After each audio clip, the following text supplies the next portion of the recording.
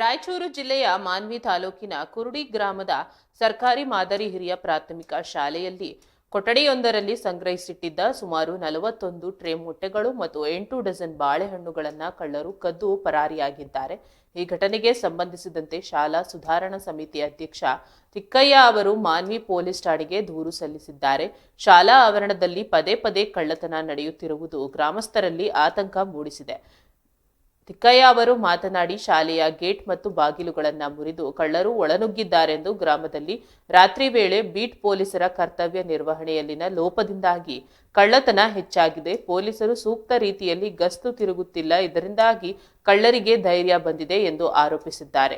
ಶಾಲಾ ಮಕ್ಕಳಿಗೆ ನೀಡಲು ಶೇಖರಿಸಿಟ್ಟಿದ್ದ ಮೊಟ್ಟೆ ಮತ್ತು ಬಾಳೆಹಣ್ಣುಗಳನ್ನು ಕಳ್ಳರು ಕದ್ದೊಯ್ದಿರುವುದು ದುರದೃಷ್ಟಕರ ಸಂಗತಿಯಾಗಿದೆ. ಈ ಬಗ್ಗೆ ಪ್ರತಿಕ್ರಿಯಿಸಿದ ತಿಕ್ಕಯ್ಯ, ಶಾಲಾ ಮಕ್ಕಳಿಗೆ ನೀಡಬೇಕಿದ್ದ ಮೊಟ್ಟೆ ಮತ್ತು ಬಾಳೆಹಣ್ಣುಗಳನ್ನು ಕದ್ದಿರುವುದು ಖಂಡನೀಯ. ಕೂಡಲೇ ಪೊಲೀಸರು ಕಳ್ಳರನ್ನ ಬಂಧಿಸಿ ನ್ಯಾಯ ಒದಗಿಸಬೇಕು ಎಂದು ಒತ್ತಾಯಿಸಿದ್ದಾರೆ.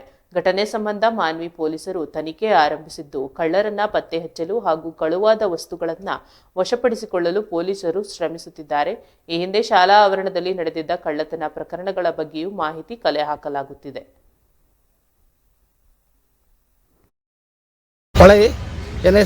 ಪೈಪುಗಳು ಒಡೆದಿದ್ದು ಈ ತರ ಆಗುತ್ತೆ. ಅಲ್ಲ ಸರ್, ಈ ರೀತಿ ಆಗ್ತದೆ.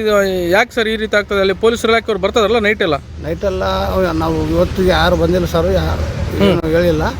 ಇವಾಗ ಈ ತರ ಆಗಿದ್ದ ಸಲುವಾಗಿ ಇಷ್ಟು ಮಟ್ಟಿಗೆ ಯಾಕಂತ ಯಾವ್ದು ಗಿಲಿ ಮುರ್ತಿದ್ರು ಕಾಮನ್ ಆಗಿ ಹಂಗೆ ಹಾಕ್ಯಂತಿದ್ರು ತಂದ್ಕೊಂಡು.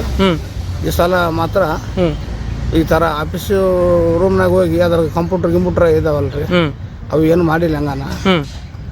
ಅಲ್ಲ ಸರ್, ಈಗ ಈ ರೀತಿ ಆಗ್ತಾ ಬಂದ್ಮೇಲೆ ಇದಕ್ಕೆಲ್ಲ ಏನು ಸರ್ ಜವಾಬ್ದಾರಿಯುತವಾಗಿ ಕಳ್ಳರ ಕಾಟ ಇದಾನ ಅಲ್ಲಿ? ಕಳ್ಳರೇ ಏನು ಸರ್ ಐದಾರ ಯಾರ ಅಂತ ಫೋನ್ ಇಲ್ಲ. ಮತ್ತೆ ಇವೆಲ್ಲ ಒಯ್ದವ್ರು ಕಳ್ಳರೇ ಅಂತಾರೆ. ಅವು ಮಕ್ಕಳಿಗೆ ತುಂಬ ಸಮಾನ ಸರ್, ನಾವು ತಿಂತೀವಿ. ಈಗ ಆಫೀಸ್ ಇಲಾಖೆಗೆಲ್ಲ ದೂರು ಕೊಟ್ರೆ? ಆಫೀಸ್ ಇಲಾಖೆಗೆ ಎಲ್ಲ ಕೊಟ್ಟಿವಿ ಸರ್.